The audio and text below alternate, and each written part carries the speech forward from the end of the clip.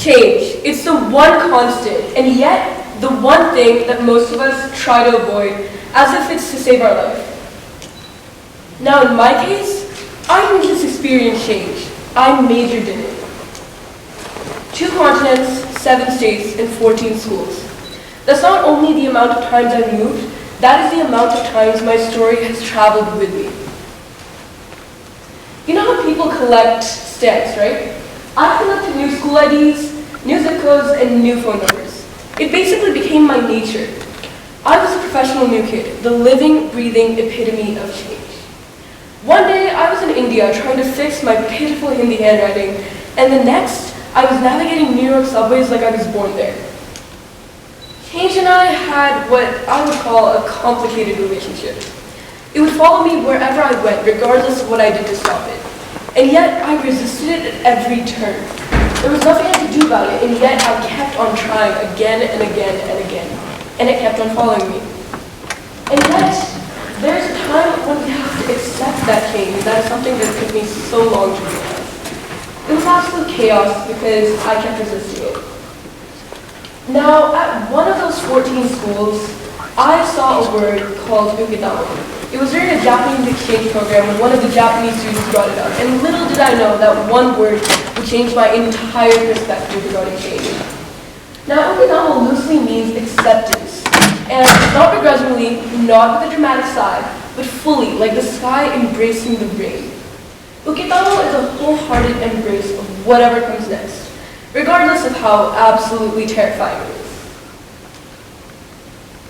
Now, look around. You see change wherever you go, whether it be the seasons shifting without asking for permission, rivers carving new paths over centuries, or even caterpillars turning into butterflies without hour-long therapy sessions about letting go of your past selves. And yet, when it comes to our own lives, we resist change like it's an unsolicited family group chat text. Now, change, however, it is something that we cannot avoid at all. It may be awkward sometimes, and trust me, I know that. We cling to what's familiar because the unknown is absolutely terrifying. Like in my case, I have personally experienced the sheer horror of walking into a school cafeteria for the very first time as a new kid, scanning for an open seat like a lost extra in the Hunger Games. Change is often awkward, uncomfortable, and our mortal nemesis. But you know what's worse? Staying the same. Because when we resist change, we live the same day over and over again on repeat, like a low-budget sequel to our own lives. Now, in my case, amidst all that turbulence of constantly losing people and places that I called home, there was one thing that stayed constant for me, and that was creative writing. Now, if I'm breathing, I'm writing. I speak in the language of metaphors, despite the 3 languages I know, and it is poetry that courses through my veins. Now, as a writer, I see change as the lifeblood of every great story, including mine. Change isn't part of the story, it is the story. Now, I realized this when I was looking upon my old middle school journals. Many of them with glitter stickers and handwriting I wish I could erase from my memory. Embarrassing, I know. But those middle school journals, despite that, were not just notes. Those pages were not just notes. They were fossils of who I used to be.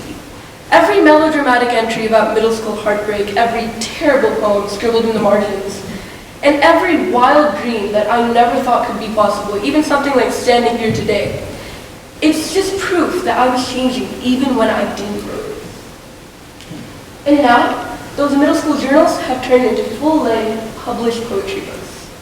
Now my first book, Shadow Starlight, is a collection of 22 poems, and the main concept behind it is that starlight, no matter how fractured, is still beautiful.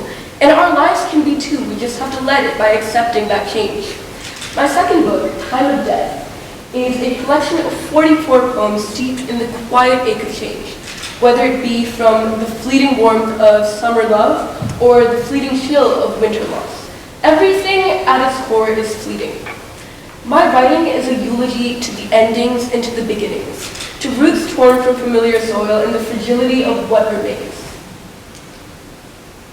Now, back to Uketamo. The actual meaning of the word is I humbly accept with an open heart. Dramatic, I know, very, very, very dramatic, sometimes even contentious.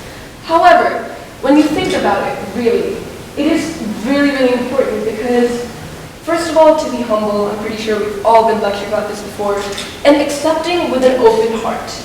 Now, I've definitely complained about moving quite a lot, but that is what has shaped me into the person I am today. It is realizing that without all those awkward lunchroom introductions, I wouldn't have learned to storytell the way I do now. I wouldn't have learned to write the way I do now, to speak the way I do now. Without those awkward lunchroom introductions, I would not be the person I am today. And Uketamo, at its core, it doesn't mean that you have to like every change. Trust me, I do not like every change. But it means that you trust it. It's faith. Often with a side of complete and utter panic, and in my case, often ice cream. But nevertheless, it's still faith. Thank you.